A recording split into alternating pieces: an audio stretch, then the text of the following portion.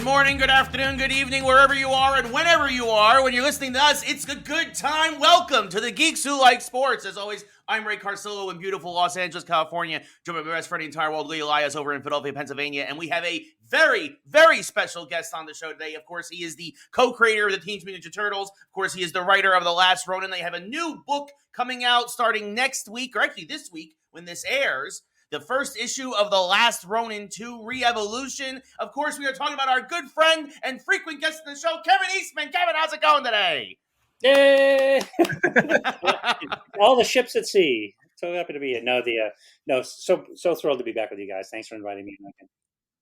We really appreciate it. We love having you on the show to talk Turtles and also to talk sports. We know you're a big Patriots fan. We'll get into that a little bit later. A lot to talk about with the Pats. But, of course, this year is a big deal, Kevin, because it's also the 40th anniversary of Ninja Turtles. I remember I first actually met you during the 25th anniversary of Turtles. I can't believe we're already at 40 now. Where does the time go?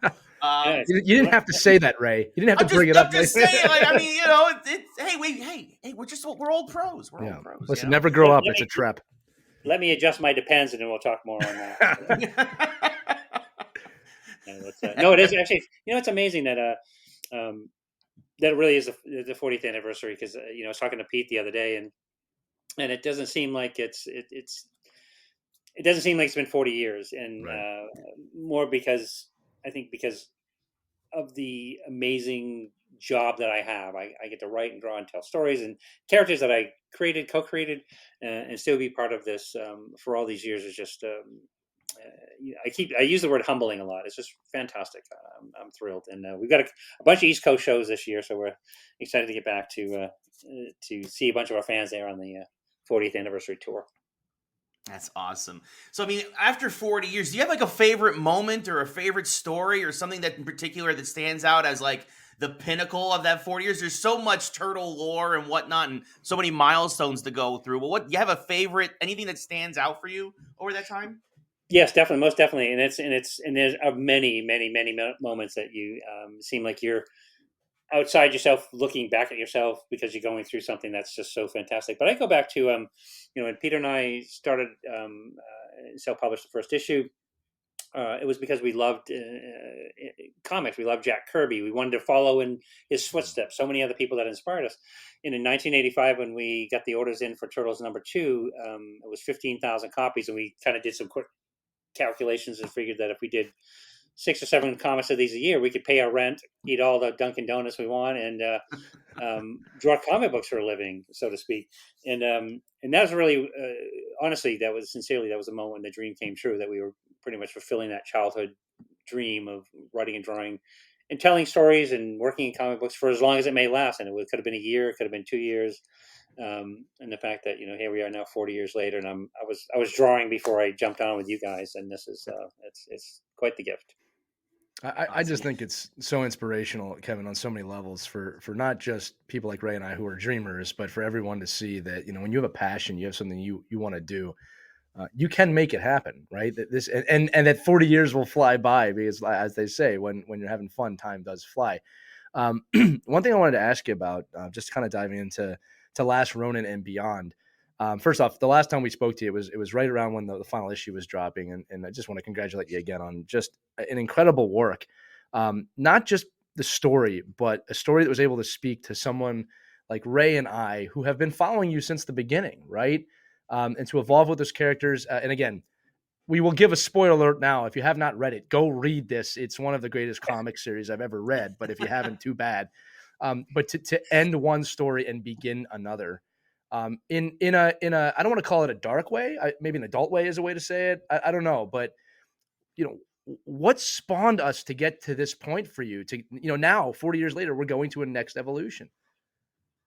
Well, it's a having the opportunity, I guess, is the first thing I thought of. But it was Peter and I, when we finished kind of a long story arc back in 1987, it was like issues 1 through 15, and we'd wrapped up a bunch of stuff, and we were kind of thinking of where do we go from here. We thought of a story that took place 30 years in the future, and then just never got to tell that story. And so fast forward nearly 30 years later, when the story was originally set, the Turtles are still going, and this still was relevant. It was still important. It was based on an idea that we originally came up with. So to adapt that and then have it be the right place, the right moment, the right time, because it could just as easily have failed, I think. But it was something. Again, it came from a very passionate place, an exciting place, and the fact that we get to do that with Last Ronin, and we loved that Last Ronin in the universe, and to be able to stay there and play a little bit longer with the second series is exciting and scary, because we have a great story to tell, but you guys might hate it. But Well, hope. here's what I'll tell you about what you've done already is that, look, when you grow up with the Turtles, you go through phases with them as an adult of, oh yeah, that's the thing I loved as a kid. But I'm reading this and I'm feeling it. Like I'm feeling the story that you wrote, and it's hitting me like I've known these characters my whole life, which I have, right? So I love the ending of new characters being introduced, and then and I'm gonna throw it to Ray because I know we're both really curious about how these characters may differ from the original, because I'll be honest with you, as a fan, that's what I'm expecting, right? I wouldn't expect you to do the same thing again for 40 years, right? So it's an interesting place to be. It is, because we don't want to. It wasn't wash, rinse, and repeat kind of thing. It was really a next evolution. Because that was the intention with Last Ronin, was to really firmly close the door on the previous history of the Turtles. I guess our approach is very similar to Batman Dark Knight, what Frank Miller did so well and so beautifully. I spent a whole lifetime stealing from him. So he's also from New England, so we can steal from each other. True Dunk Kings of England right there. But it was closing that door on the original chapter that Pete and I did, and then seeing where we could take it from there. And that's one of the things I love working with Tom Waltz and all the people we get to work with on this series. But Tom, it's all about, we're writing a story for ourselves, and so that was the important story first, and then hopefully it'll work out there for y'all. So right.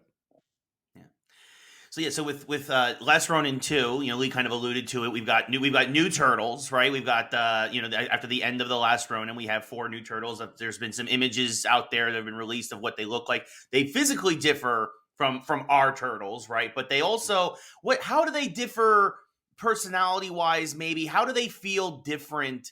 For folks going into this, how, without spoiling too much, how are they going to differentiate themselves from the original 4? Well, there would definitely be, even the original 4 were very much inspired by, and there's some similarities with the new Turtles. Say with the Fantastic Four, for example. I love the fact that there was kind of this family / adopted family of these 4 people that each had different strengths and powers and personalities, and they might be at odds with each other, bicker with each other, but when it came time to become a team to solve a problem bigger than them, that's what they did. And that's the approach we had with the original Turtles. And with the new Turtles, we want to do the same thing, but break it up a little bit more, obviously update it into something, more contemporary, as well as, there's 2 males and 2 females within the context of the characters, the turtle characters. So it just was, it's just funny because I love the new Turtles Mutant Mayhem movie. And I was talking to the director and some of the guys in there, and they were saying the big challenge, because they're in their mid-30s, and I'm like, all right, I'm 62, and they said the biggest challenge was writing like a contemporary teenager, and I'm like, yeah, I have no freaking clue. Me and my wife talk to our son and go, wait, what? Are you talking Russian? I don't know. So it's sort of what's Riz? Somebody explain Riz to us. Very sus. It's very sus, right? LOL, what? Yeah. No, but it was so we would just want to make it as contemporary as possible and make it interesting and relevant, even though it's set in the future. So there we go. No, we get a little bit of leeway here. Things could have gone back a little bit before they go. There you go. Everything's new again, right? Disco's came back, bell bottoms, all that fun stuff, right? No. I don't know. That's what I hear. I don't know. I don't know. Ray, they all have mullets, Yeah. Yeah, that's a hockey thing too. Ray, you okay if I transition to sports real quick? Of course, yeah. Because I have a Bill Belichick was coach of the New England Patriots for 40 years. How do you feel about him not being there? No, it wasn't 40 years. But look, we know you're a big New England Patriots fan, and look, an era has ended, as they do. I mean, it kind of works with the podcast topic of today. So I'd love to get your reflections on that era of Pat's history, but also a Pats fan kind of looking forward.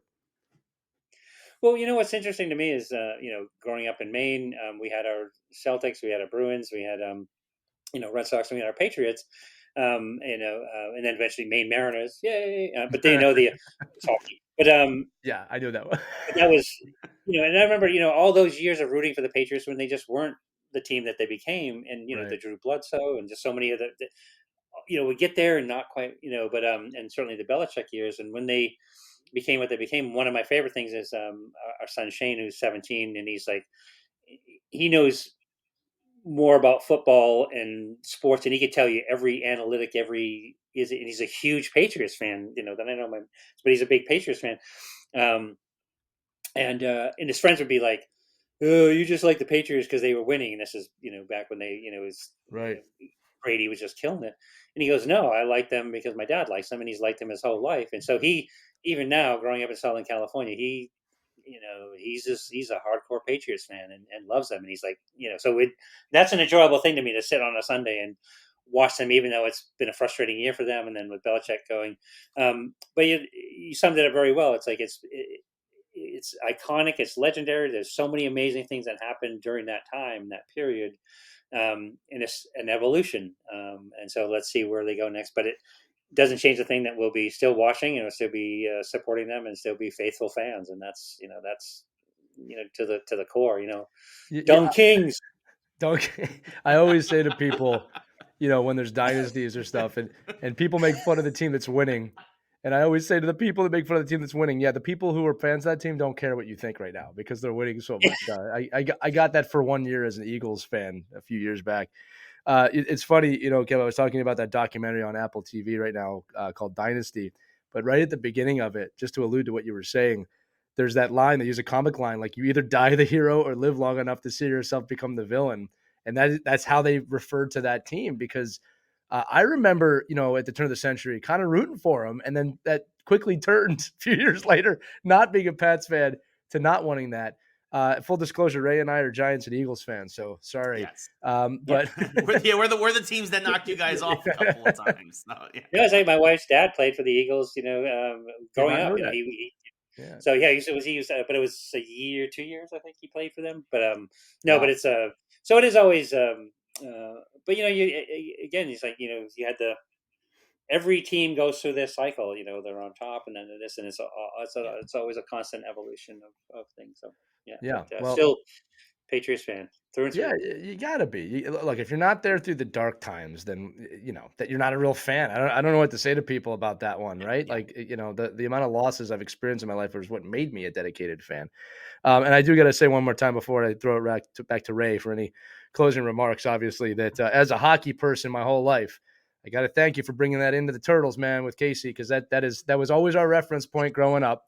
And I'm sometimes I wonder if I really mean this, how much of a source of pride that was for us as young hockey players growing up, that there was a character in there that represented the sport that we love. I mean, all sports, don't get me wrong. But man, that was huge for us. It was huge. Like that was our guy. No, that was growing up in New England, growing up in Maine, especially. That's what do we do most of the winter? Right. My grandmother lived on a lake that was, that froze over, so we played hockey, and That's awesome. so that was very, having Casey, baseball bat, Red Sox, hockey, hockey Yeah. stick. It was perfect, and that's homegrown. Love it. Yeah, very cool. So, Kevin, just real quick, we've been talking a lot about the past, the future. We're talking about the past Patriots. We're looking a little bit to the future, though. You have a new coach. You've got a top 3 draft pick. Are you optimistic? What do you think they're going to do? What are your early predictions here in early March? Any thoughts on the upcoming season for your Pats? It's a great question, but you're forever hopeful, and because you don't know. I remember, it's like look what happened to Aaron Rodgers. I think that, and I'm just saying as an example, it's like everybody got behind this big thing in this big moment, and here he is, first game in the first 2-3 plays, he's out for the season. So, but that's all you can do, and it's it's the best shot, they're in the best position. Look where Brady came in. He was how many he was not even a real draft pick at the time, and he was a backup sixth quarterback. round pick, yeah. Came in, so you never. you never know, but it's one of the things, and I think that's what's exciting about the sport and the events is getting behind there, waiting, and just it's the nail biters and going, okay, let's go, come on, and just being there. It's a much better feeling than watching your team completely fall apart. Yeah, yeah. Which happens.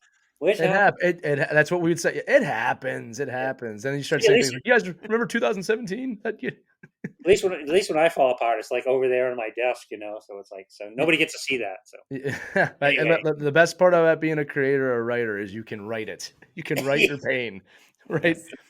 So awesome. All right, guys. So last question, because I know I don't want to take up too much of your time, and I want to get you back to your drawing table and keep working on re-evolution and all that. Yes.